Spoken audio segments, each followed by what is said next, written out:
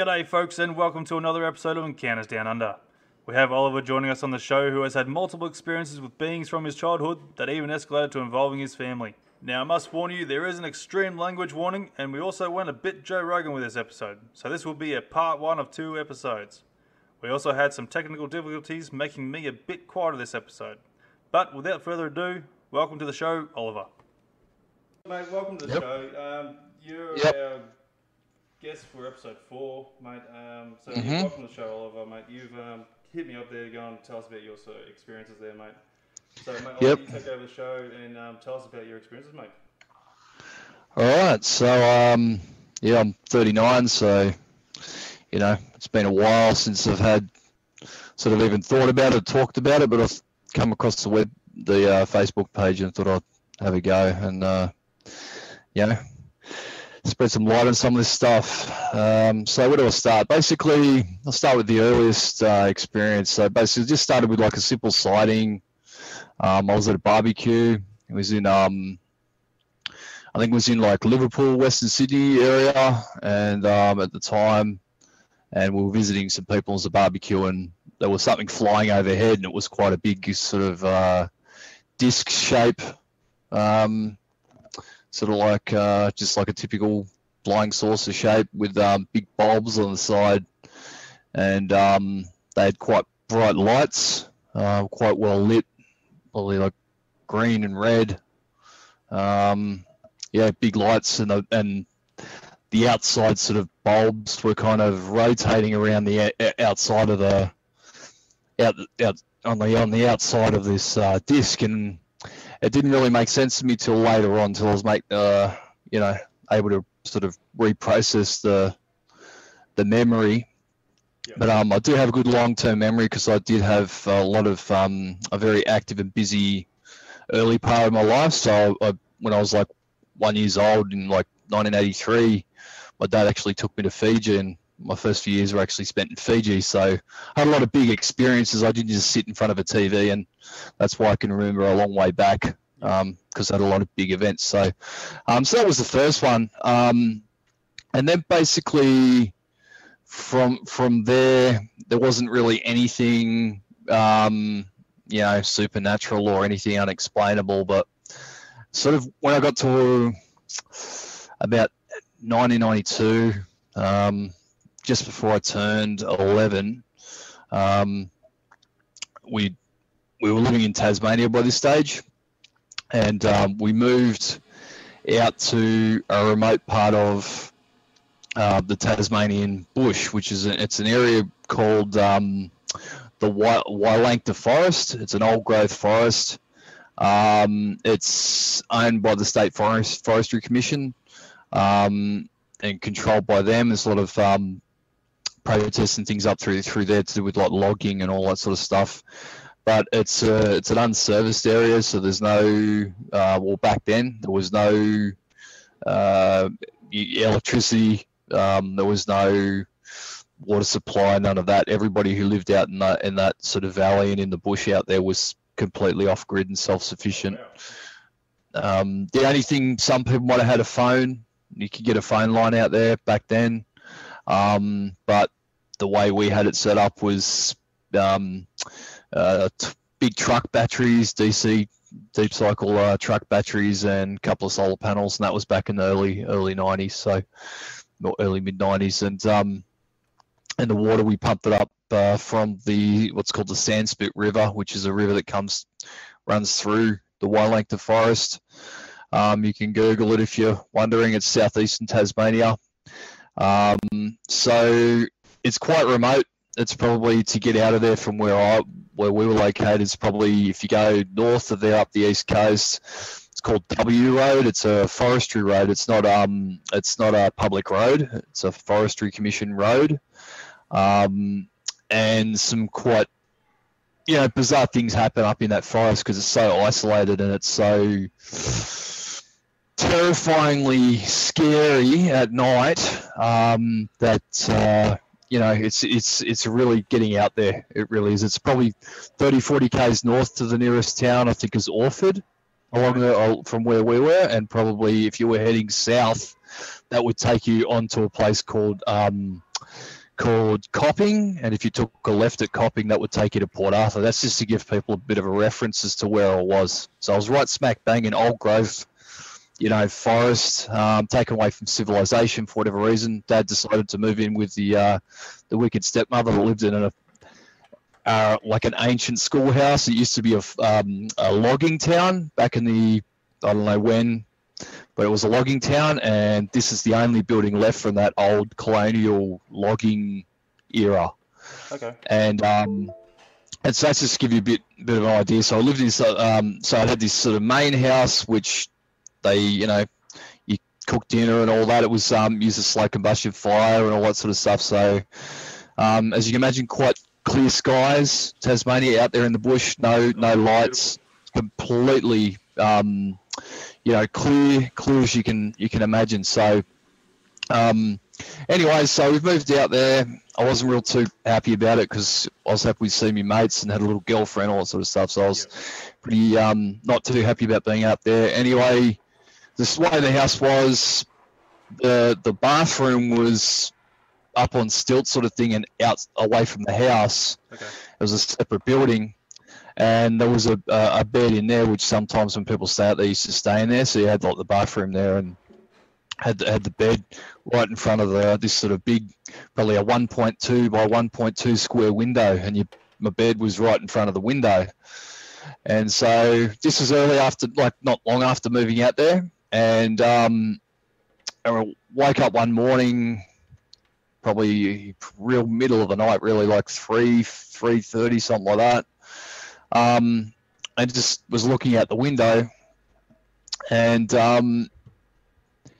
looked out the window, and it's just another normal night, I suppose. And then all of a sudden, from the north, and I'm looking north, there was quite a large sort of disc, like a large disc, just like you'd think, imagine a flying saucer disc. Yeah. And it flew from the north directly towards my location, and it stopped above the house, directly above the house, because I was looking at the house from the bathroom, from where I was sleeping. So, and I remember just going, like I was 10, maybe 11, and I was, just like didn't really believe what I was seeing. Like, I hadn't had anything other than that first little sighting, which really didn't make sense anyway. And this is hovering 150 to 200 meters above the house. So it's just hovering there. Yeah, wow. And I'm looking up, and it's just so bright, it's lighting the whole, you imagine, because it's how dark it is, like just with the still of the night, clear night, not a cloud in the sky. Yeah. And I don't remember it being an overly starry night for some reason either. It was one of them sort of dark nights where the moon, sort of between moons kind of thing, where it's kind of darkish. Okay. Anyway, so it's kind of very, very clear, but I don't remember it being overly starry. So anyway, it's just hovering there, and I remember distinctly going, am I actually asleep still? Like, is this a dream? And I remember vividly like pinching myself to cause myself some pain to realize, oh, no, I'm actually seeing this. Like, I'm actually, this is actually here, and I'm looking. I wasn't scared at all. The whole thing about it is that there was no fear in me at all. I was absolutely as calm, like I just finished an hour-long meditation or something, like I was completely calm, which is another bizarre thing about it, because normally, we're a fear-based animal, so like you see something like that, normally you'd want to get the hell out of there or hide, or be hiding in the corner or something. So I knew what fear was. I was in a massive cyclone in 1986. One of my earliest memories, I was in a cyclone on an island in Fiji, 280 kilometre-hour winds. Like we had to come. That's why we came back to Australia. So I knew what fear was. I knew what hiding under the bed was. I was in a bure, one of the grass huts, and the roof was actually sucked off, and I was hiding under the bed. I remember. Yeah. So that's one of my. I was like 4, maybe at that stage, 4.5. And so I knew what fear was, but no, I was calm, like as calm as you can imagine. And like you were sitting there watching a waterfall or something, you know, and I'm just amazed, blown away. Like, wow, what am I looking at? You know, it's So there. mesmerised. Yeah, absolutely, locked onto it with my eyes. Like I couldn't look away from it. You know, I was just that, wow, what am I looking at? And then, probably 15, 20 minutes, I'd have to say. Like, yeah, it could have been longer, could have been less. I don't know, because perception of time when you're really engrossed in something could be skewed. So I'm just trying to give a rough. That's my perception of the time that passed, was probably about 15 to 20 minutes that it was above the house. It could have been longer. So anyway, it didn't move. It was just hovering there silently, absolutely silently, lighting up this whole, like we're sort of in a clearing in the forest, you know. Yep. And probably about 15, 20 minutes in, these glowing orbs, they're sort of like just like a light bulb, just the same size as a light bulb, just two round light bulbs came down. Same light sort of texture as the craft itself, like very bright orbs. They came down from this craft. They came down, and these two of them, they came down together in tandem. Probably, they always seemed to be the same distance apart from each other. That's what I always remember about it, is that they weren't sort of mingling in with each other. They always maintained a distance from each other. So these two orbs came down, and they kind of flew down, glided down, and they sat outside of my window, and they were, I don't know whether you call it communicating with each other or something, because one would flash and the other one would flash and the other one would flash and the other one would flash. Like there was a bit of a, I wouldn't say a pattern, because the length of the flashes seemed to vary. Like when they were flashing, it wasn't like like a Morse code sort of thing where it's all like beep, beep, beep. The cadence of how long it would flash on and off changed or varied between each flash. Like it was sort of sporadic a little bit, the way they, but I felt that they were communicating with each other, whatever these things were. That was my interpretation at the time, being, you know, 10, 11-year-old kid, prepubescent, you know, just probably about a year away from hitting puberty, really. I was a pretty small kid myself, late bloomer. Yeah, and I was just still just, wow, you know, like when I'm like still blown away by the whole situation. Yeah, but still calm at the same time. Absolutely, no fear at all. It's yeah, that's one of the things that I still look back at it and go, yeah, it's pretty amazing that I was that calm, you know. But again, maybe I was desensitized a little bit from being in an extreme situation where it was a cyclone. You know, I got up the next day during that cyclone and I'd seen a decapitated body with the head severed, you know, because the big building that was near the Barre, it's a sugarcane plantation where we live with like Indians and Fijians, and, you know, we blend in with the villages and all that sort of stuff. So I was right in with the culture and everything. And the big corrugated iron shed had collapsed and blown in, and the tin must have gone in such a fashion where it actually took one of the people's heads off. Yeah, so I was only like four and a half or so what I'd seen like that. You know, that's one of my earliest memories, is a decapitated body. So maybe I was desensitized a little bit to extreme things. There's a possibility there. So basically these orbs, is the best way to describe them. Everyone who's involved in this sort of understands what orbs are, or orb lightning. Everyone's researched that. And they say it has intelligence and all that sort of stuff. Well, these obviously had their own intelligence, these orbs. So after that, after about that 20-minute period, after those orbs came down, this craft just took off back in the same direction, back in towards the north that it came from, absolutely silently, and it sort of gradually went up and up and up, you know, up into the sky kind of thing, and disappeared from view. Just disappeared. Wow. It just went, silently, It probably took big craft. I'll try to give you a dimension of it, so people can, how big is this thing? Let's say almost, let's say a basketball court length, Okay, that's like diameter. That's a pretty decent size. Maybe a rough, like 200. You're thinking 200 meters up. It covered the entire roof of the house. It's quite a big old schoolhouse, so it's quite a large single building. So probably at least a football.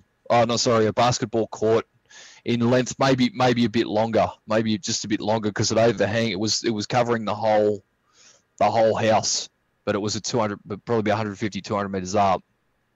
Yeah, so anyway, in perspective, it would be a pretty large object either way. Pretty large. It was pretty big. Yeah. But I probably wasn't thinking in terms of, how big is this, and scientific like that. Like, get the rule. How big is that? Like, I was just blown away by the whole thing. I was sort of completely absorbed in the moment. Yeah. So it took off, and it probably took, oh man, I reckon 2 to 5 seconds to completely go north and up, like, and out of view, like 2 to 5 seconds to really, like, and that's on a clear night where you could see something going as far away as you could, you know what I mean? Like, if something was just flying away, like a plane, you would be able to see it for like ages and ages and ages and watch it go. You ever watched a plane, like, go and just watch, right? You're doing nothing, you see a plane, just see how far you can see it till. Well, it takes a while for it to cross the sky. This thing just went boom, within 2 to 5 seconds. This thing took off.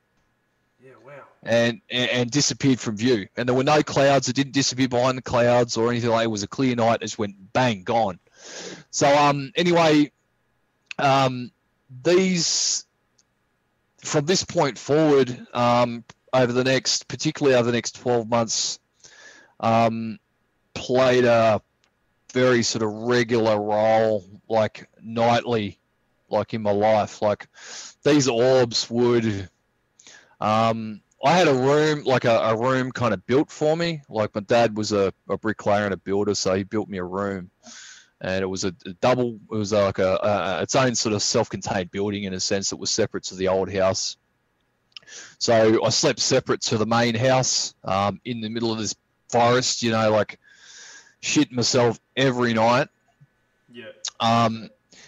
And yeah, these whatever they were just interested in me for some reason. They were always sort of outside my windows. The way my room and the door was set up, there was always a gap between the top of the door and the roof. It's just the way a bit of a rustic sort of setup as some of these bush properties are, So the top of the door wasn't sealed off to the outside. So I would have them in my room from time to time, and I would be so scared that I would be underneath my blanket, and I'd just have a little hole so I could breathe fresh air, and I'd just like be peeking like through the thing because these things would be in my room. Yep. I became less and less kind of scared over time of them because they never hurt me or anything. But the things that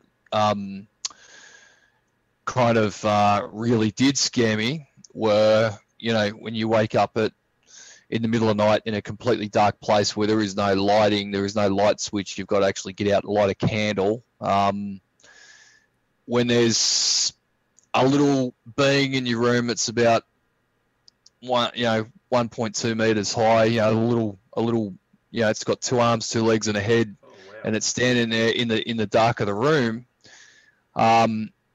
Your fear level goes completely to a whole nother, like, another dimension. I think it'd be like absolute terror.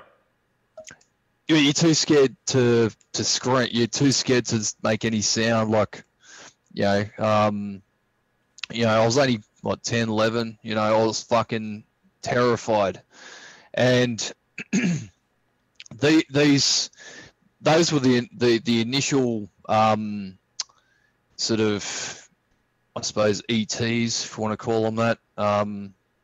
I didn't really have a name for them or anything other than I was just terrified of these things. And then at the same time you have sort of repressed memories or things that you remember in the morning. You're like, what the hell just happened? I remember being on a board, actually being taken outside. It was like hovering, this little sort of board that I was sort of placed on. Okay. And by these little these short ones, and they're not the typical greys that you see like Whitley Strieber and the books like that where you got the praying mantis grey with the big almond eyes. I never seen them. I've seen the ones that used to interact with me were probably 1.2 meters high, so they were short, like 4 foot, but instead of the big almond eyes, they just had perfectly round, dark eyes. Oh, right. Perfectly round, and they were short, and quite. That's about all I can really tell you about them. They were short, and they're incredibly strong because they just pick you up. Yeah. Okay. So do they have the same sort of common alien head shape? That's everyone like stereotypical shape. Should I say? No, not that I can remember. And you have to remember, it was always really, really dark. Like, it was always dark. Like when you sort of wake up and these things, and they basically coerce you internally inside, like, to come with them. So there's an element of consent between you and them, and you're so scared that you don't know how to resist, and also you can't move. They everyone probably aware of that by now. You know that they can control your movement and your voice, all that. So you could scream as loud as you like, and it sounds like you're screaming into a paper cup. Like it's not going anywhere. You ever done that thing with a paper cup and a string? Yep. And you're like yelling to get like that. There's a good depiction of that, and it's Fire in the Sky. Have you heard of the movie Fire in the Sky? I have, yeah. Yeah, have you seen it?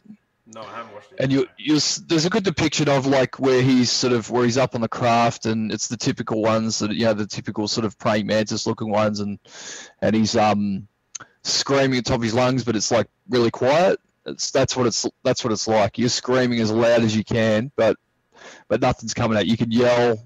They've got control of the entire situation, the whole thing. They're in charge.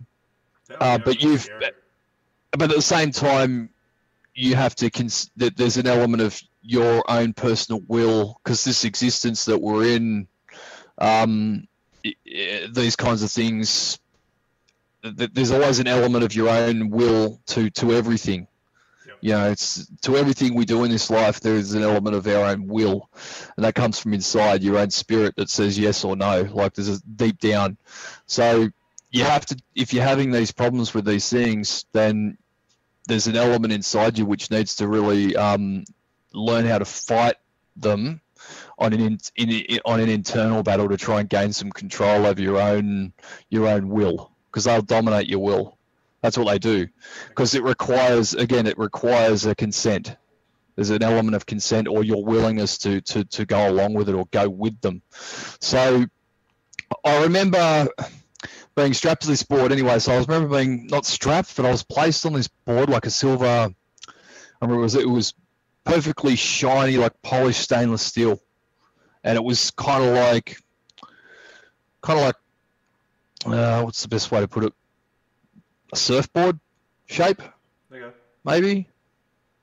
And taken outside, I was on this board. It seemed to float, just like a little craft or a little hovercraft or something like that. And I was taken outside by this thing, or a group of them, and outside past the old bathroom where I was initially staying. And I remember going from ground level to as high and as far above the trees as you can imagine in an eye blink, boom, like that, like bang. Oh, wow. And that's where that memory ends. That memory ends there. I don't remember anything from after that. But I remember I've seen the Earth, like high altitude of the Earth, not the entirety of the Earth, but I've seen a very high altitude picture of the Earth from my own eyes. So similar to like if you're in an aircraft or something, like looking out the window.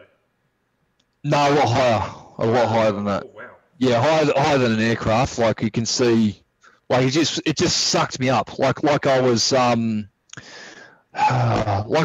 exactly like being in a vacuum. Like imagine just like being sucked up. Imagine you're sucking up a cockroach in a vacuum, like that. Just like that kind of thing. It's just like bush, like pulled me up, and that was the first experience of that I remember of being taken somewhere else. But I don't remember what happened, and that's one of the things that is always frustrating for me, is that I don't know what happened on the other side of that. I don't know what the interactions involved. I don't know anything, and there's always that element that, was it just some weird dream? Was it some sort of astral planning, or was it something like that, interdimensional, instead of rather than being a three-dimensional experience? Was it operating in some other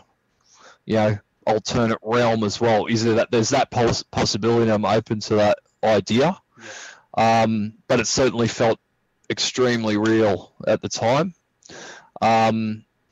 So there was those kinds of things, and they'd come into my room. I'd wake up, and they'd communicate through the mind. So it was always silent. It was always come with us. Like it was always that repeatedly over and over and over. It's kind of like a hypnotist in a way, like the way a hypnotist would go about what do they call it? What do hypnotists use? They use your own will, basically, to allow someone to kind of gain some control in a way. That's kind of like what hypnotists do. So by repeating things over and over in a certain way. Well, that's kind of how it come across in the mind. It was just like, come with us, and just laying there absolutely terrified. Like I can't describe the terror to you. Like words don't justify like the sheer utter terror that I went through out there. Also being in such an isolated place as well, like being in such an isolated place, it just adds a whole other element to it as well. Like there are no neighbours to scream to. Half the neighbours didn't like each other anyway. So we're talking pre-96 Tasmania. Everyone was locked and loaded with firearms. It was, that's the way it was out there. So it was a very gun happy, trigger happy place, especially out there in that bush. I thought it would have been a totally different sort of concept. No, a bit of a different environment. No, it was people at war a lot. Wow. Okay. There's no cops. Cops come out there, that's usually for a drug bust. There's a lot of big pot growers out there. And so if the police were raid out there, they'd always come with like a huge, like multiple cars, like 10, 15 cars, helicopters. Like that was back in the 90s. Yeah, because people out there aren't going to take any shit. Like if you're just a cop by yourself out there, he'll just shoot you and fucking... This is before GPS. It's a place where you go missing. That Wailankta Forest, so you can hide someone out there, no problems at all. Yeah. Especially the boogeyman is out there, man. The boogeyman is in that forest. So I often wonder if there was in the early days. I don't know much about like the indigenous population. I wonder what happened to them. I have to wonder if there's like an old burial ground there or something. There's some old spirits there that don't want you there or something. But yeah, it's definitely it's a strange place. Yeah. I wonder. I just wonder because the Tasmanian Aboriginals were treated pretty badly, and I always wondered, what happened to them out here? Did it set off something? Like some demon or something? bad spirits. I don't know. So anyway, the next, so there was a couple of those experiences, and you remember this is like, man, I have to be honest, probably twice a week, couple of times a week, these kinds of interactions would go on. You know, you have to remember that they don't have to hide anything. There's no neighbours. There's no one to report anything. Yeah, they've got a full open world to themselves there to go and do whatever. Before mobile phones and everyone having a camera and Wi-Fi, and you know, they had free reign out there to do whatever they wanted, obviously. Yeah. So the next really different one was I woke up one night, and so my nights were constantly being disturbed by all this sort of weird stuff that was going on, and you know, my dad being a real Yorkshireman and proper Englishman, you know, it's just like, harden up, son, like, you know, fucking, you know, shut the fuck up, son, you know. He was a proper he's very hard man. So he's a bricklayer, and you know, he's just a mason as well. So like a stonemason, you know, but all of his friends were also Freemasons as well. So he himself wasn't a Freemason, but he was like a lot of his friends and associates and stuff were. Anyway. But Involved into the next story, mate. Just a reminder, everyone there, mate. Just a reminder to all the listeners here to get some questions out there. If you've got any questions regarding the previous experience there, to go and put them in the comments there, and I'll read them out to you so you can answer them. So, yeah, by all means, guys, get in there and ask some questions that bring your curiosity. But one of the questions I want to ask you on the one there with these objects coming out the window there. Do you like take any notice of like any time frames, like take notice what time these were happening around, or if there's like any sort of missing time between? Like, do you know if like, because you might be looking at the window at one point and then go, hey, it's like 9 o'clock at night or something like that, and then next minute you go back there and it's like, oh, it's 3 o'clock now. No, as I said, like, I reckon it was only there 15, 20 minutes, but it could have been longer because it wasn't that long after it took off out of my view that the sun started coming up. Oh, right. So I could have been there for a solid hour, 2 hours. Who knows? Yeah. Because it was dark. It was proper night, like full thick night. You know, when I first came over the house, but after it left, it was, you know, morning and time to get up anyway. I was an early riser as a kid, so I was up doing my thing in the morning. So it could have been there for a couple of hours. There could have been lost time. I have had that on later parts of my life. I've actually had it while I was driving. I ended up from one place to another in a very short space of time. There's been other things. There's been other things that have gone on which are probably more on the extreme end, in terms of that sort of lost time and all that sort of thing. So it does happen. I'm in two minds. I don't know whether they're really operating in this reality or whether it's operating in a different dimension, so to speak, like interdimensional. And I kind of lean towards them being interdimensional because they've got control of time and space. It would open up a lot of doors to that sort of theory anyway. Like there's a lot of explanations that sort of come down that sort of path.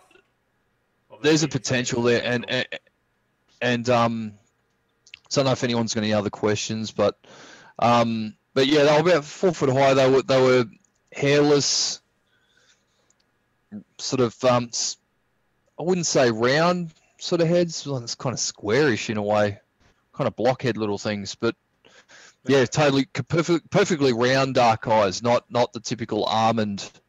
Because I used to read some of the Whitley Strieber stuff, and it's got communion and all that. It's got the praying mantis looking ones with the big almond eyes, and that wasn't what I'd experienced. I hadn't experienced those Zeta Reticuli or whatever they're called. Mine were different. The other ones that came on, they came in later as I grew into adulthood. There were other ones that got involved. So so I suppose we'll move on to the next like. So I woke up one night, and I felt myself getting lifted out of bed. So I was sort of lifted out of bed.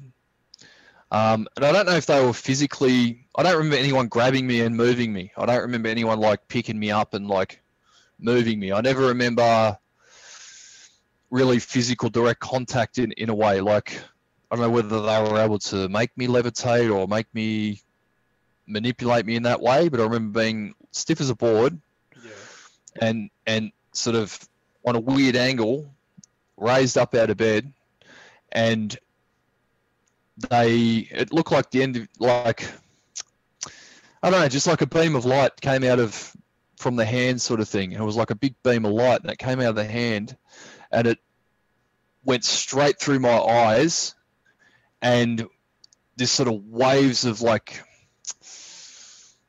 a big current being shot through your body, just like one after the other, like a big wave. I don't even know what was going on. All this stuff just blows your mind. If any of this stuff happens, it just overtakes you in the moment. There's no even time to respond because you're asleep, and then you wake up and this is happening.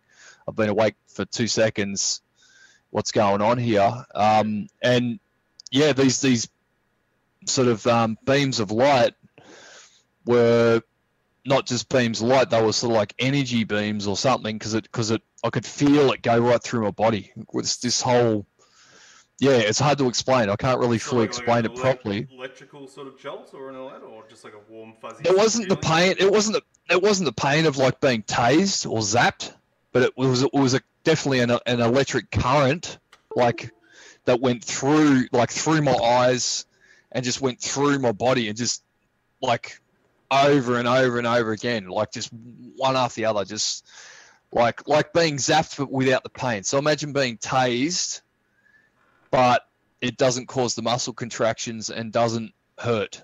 Yeah, but it's completely going through your body like a big current, like of energy, is the way to put it. And so that went for, and it was rapid. That was like boom, like the cadence. So that was like 1, 2, 3, like that's just through my body, like wave after wave after, like boom, boom, boom, boom. And then the next, I remember just being back in bed, go to sleep. You know, like I wasn't even like in a ball in a heap on the ground, fucking crying. You know, like with my dad, there was no one to cry to anyway. No one to cry to. It would have fucking clocked me for crying. It was no. Yeah. Oh yeah. It was with him. It was very much you know, men don't cry sort of thing. Like, his dad was like 2-war veteran as well. Like he went to World War II in Korea and you know, had seen a lot of things. So he was kind of hard on him too, I think. And but the family's probably got like, you know, at least 1,000 years of military service all the way down the line and various different people. And you know, the thing about your DNA, your ancestry is important. All your ancestors, like memories and experiences that they have in their life, they attach themselves to their DNA. So when, you know, you swim out of your dad's ball sack, all their experiences and that it's that point in their life, and all your ancestors before them actually are attached to the DNA as well. So your experiences affect your DNA. Yeah. Okay. I've got a question. So, here. Like, just in regards, I think it was in regards to the energy going through. There was no pain, was there? No pain at all. As I said, it's not like being tased or shocked, where you've got that sharp, electricity pain. No, it's like similar thing where you've got a current of energy going through your body, but with no pain at all. Like there was it didn't hurt, and I don't think they were ever out to physically hurt me. They're still in it for their own agenda. These particular ones are purely in it.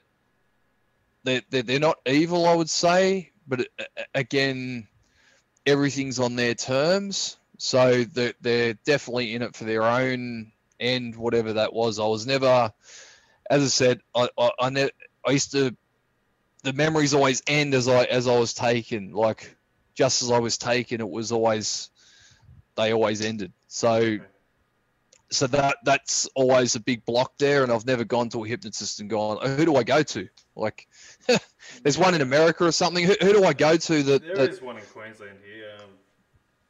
Yeah, I wouldn't know who to go to.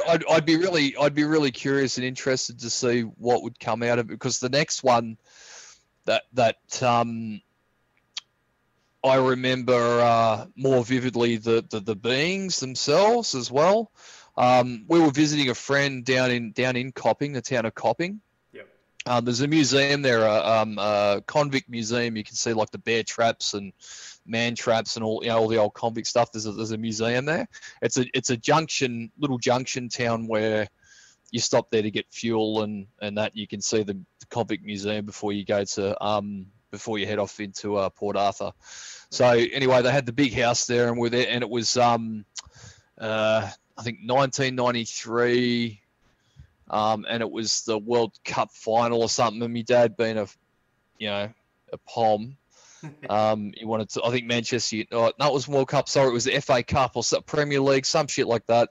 Yep. I never followed it, but he liked Manchester United, and we went there to a friend's place to go and watch it because we couldn't get TV reception where we lived.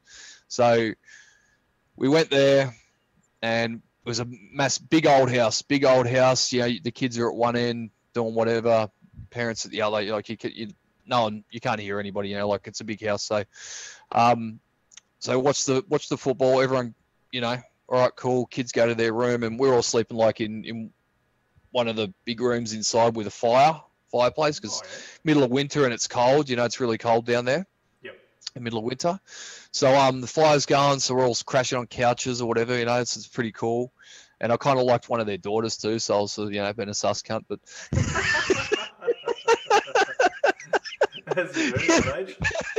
So I was checking her out and trying to be a bit too friendly maybe, but she wasn't having to borrow it. But anyway, let's start young down Tasmania. So anyway, at least she wasn't related to me, right? That's a plus, anyway,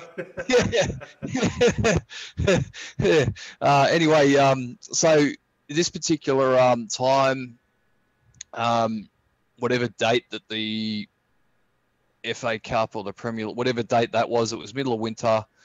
It was green, like during the day it was cold, but it was green. And the next day when I woke up, it was completely snowy. But in that night, after everybody went to sleep, I got woken up again, and I was lifted up, carried. And this time, this particular time, I do remember being actually carried by these things.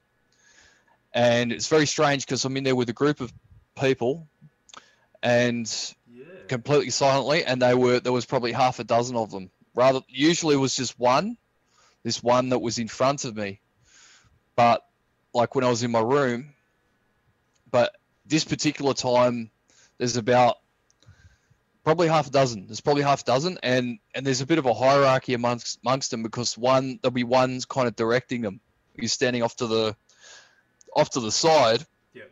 And he's kind of directing them, or he's in charge or something. So there's a bit of a hierarchy amongst these ones. So, and they literally carried me towards up the hallway, the hallway of the house, towards the front door, which was weird because these people didn't use the front door.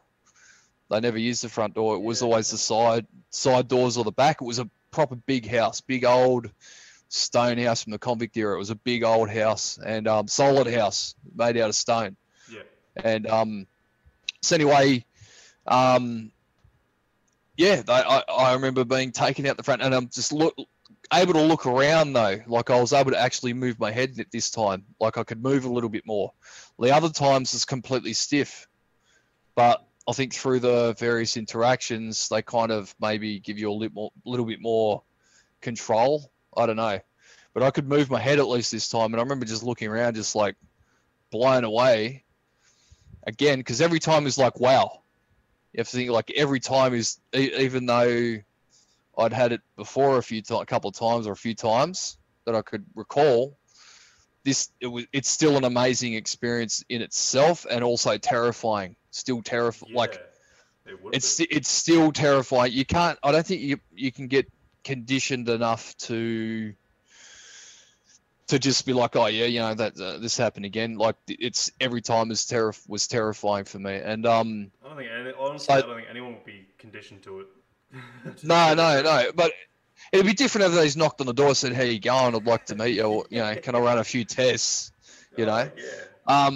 So anyway, yeah. So yeah, they carried me, and I remember being taken out the front door, doors open, and it had been snowing overnight, and it snowed quite heavily that night. And I just remember being as really, really bright. As soon as that door opened, it was just really, really bright, like the most just overpoweringly bright, and that's where that memory ends. Yeah, so you think something maybe with the light is sort of what's knocking you out? I don't think that's a memory eraser. I just think there's... I don't know. I don't know. Maybe it's not so much it's to erase your memory, but it's something that just knocks you out at that point there where your consciousness just isn't there anymore. Maybe you're just not able to handle it. It's so stressful that you could pass out. There's a possibility of that too. Like it is possible to pass out from something that's too much stress. Your body will, like, you know, if you're parachute, you know, if you're jumping, you're using a parachute, there's a good chance you'll be unconscious before you hit the ground because you'll be, you know, like you just pass out. It's too much. It's a safety mechanism, so you don't feel the impact sort of thing. So it does happen. So that memory ends, and that's one there that I'd love to go and, you know, have some kind of session and figure out what happened that night, because I was able to. Everything was a lot more vivid, and you know, I could actually see them, and you know, this time they were making themselves a little bit more known to me rather than just one in my room. There was a group of them, you know, like they were exposing themselves to me. So again, I wake up the following day in the morning in my bed. You know what I mean? I just wake up in my bed, like returned, woke up, no one's none the wiser, no one knows anything. I'm just like, there's no one I can talk to about it. I was aware something had happened, but I just shook it off as another fucked up experience, and looked outside, and it was, you know, probably foot and a half, probably 40 centimeters of snow all around the house. It was absolutely like snow covered, like the whole area. It snowed really heavy that night. So you know, southern Tasmania, southeast Tasmania. So so that was that experience, and that was probably one of the more, I don't know, I just remember it a lot more. It's not as hazy as the other ones. There's still a lot of haze with the other ones, but this one was like crystal clear going out the door, like until that moment, like it's crystal clear. Like, you know, I was awake, you know. Yeah. Did you try and go outside to see if there's any impressions in the snow where they would have been walking through the front door at all? Actually, the next day I did have a bit of a look, but see, that door wasn't used. They didn't use that door, so it was a big front door, and they didn't use that door. So I kind of had to go outside and go around the house to. Yeah, you don't interrupt. I was always taught, you know, you don't interrupt the way people do things in their house. I'm just going to open this door because they had bikes and that in the front. Like, and it was more of like a, we leave our bikes and shoes and all that shit in the front, and they never actually used the front. So I didn't want to go there and open this door that they never used. So I did have a look. Look, to be honest with you, I couldn't tell whether there was footprints or anything like that. And you know, I'm not just going to say for the sake of it that there was all these little you know, 3-toed feet or footprints in the snow or something. You know, like I couldn't tell you. I'll only tell you what I can actually genuinely recall as an experience. But I remember going, and I actually did go and have a look, and I was like looking around, like did it actually happen? Because you're still questioning your own reality at this point. You know, you're. I'm 11 years old. There's literally no one to tell about it. I'm in my own world dealing with this because it's so regular. They've just in my life. It's just part of my existence, and I wasn't attending school because we lived out in the bush. I was doing like a homes some sort of correspondence school, which I was just refusing to do it anyway because I was kind of being a shit cunt myself because I didn't want to be out there. So I was kind of at war with my stepmother. So I was like, you know, I'll just be really, really fucking difficult. Rebelling a little bit. Yeah, I was one of my jobs I used to be fucking terrified to do, but I had to chop a lot of wood and that because we had a slow combustion fire, so I was always chopping wood to keep the fire going. So we had hot water. It was one of them old ones. It burns and then that heats the boiler up, and we've got hot water without the fire going. You know, so I had to keep and because it's cold as hell, you don't want to be going outside all the time. You've got your wood box in the house, and it probably held about a ton of wood. So I had to keep that stocked all the time so we could cook and have hot water and have a hot bath and that sort of stuff. So yeah, wow. At night, sometimes if it ran low, I was proper country boy. So, you know, splitting, chopping wood, I'd been doing that for years. I'd been chopping wood, and I was definitely a woodcutter from a young age. I was cutting, chopping wood. So I was able to swing an axe really, really, really precise by the time I was 12. I could really swing an axe. I bet you're looking at trees now and going, I don't want to see another piece of wood now. Oh, I can't. I fucking hate it. I hate it. But with my son's boxing, actually, I bought a sledgehammer and a tire. I go, here you go. Here's a taste of my childhood, man. Do it for 4 hours. You know. Yeah. So anyway, at night, sometimes if the wood ran low, because sometimes I've been protesting, like, no, I'm not fucking doing it. Fuck you, like going off, because that's the way I was. You know, you have to go out and get wood from the wood pile out there in the bush. Here's a wheelbarrow, fill it up with wood, and I've got to go out into the dark, into the bush where the wood pile is.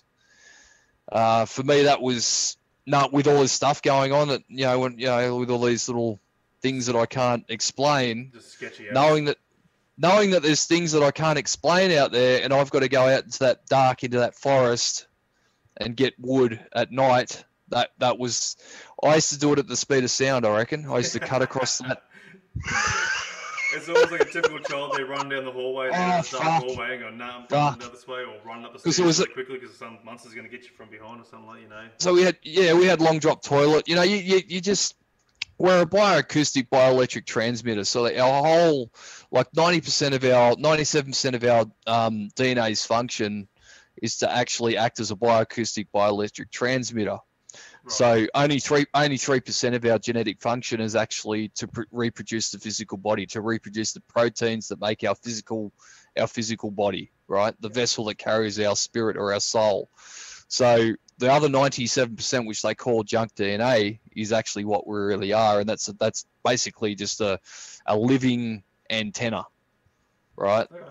And so when you're getting that feeling, those hairs stand in the back of your neck, and you're like, you know, I can feel something, or I feel like I'm being watched, there's a good chance you are, because you're picking up on something. Yeah. Something else is watching you and sending out a signal to the universe that it's watching you, and you're picking up on something. Yeah, you're picking up on it. You know, you can sense if someone, you know, like you've probably had I don't know what sort of life you've had, but yeah, most of them had a scrap at some point. You knew that guy at the front of you was going to sock you in the mouth before he did it. Yeah, you know, like it's right? It's totally something unrelated to fighting or anything, regardless. But you see something's going to come at you, but you just don't have that reaction that you want to go on. Exactly.